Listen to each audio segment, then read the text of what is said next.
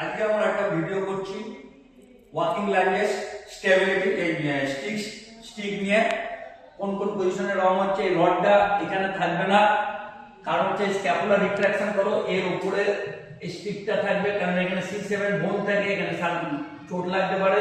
হাতের রিস্টটা তোমার সিধা করতে হবে, স্ক্যাপুলার রিট্রাকশন থাকবে, পা দুটো গ্যাপ হবে।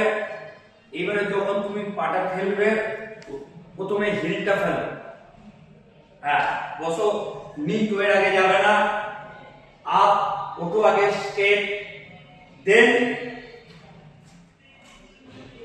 ভেরি গুড,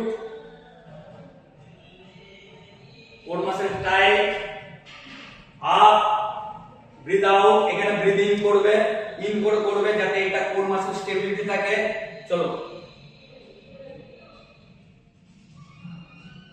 চলো আপ, দেন ভেরি গুড। নিটাকে আমাকে ফোকাসে রাখতে হবে যেন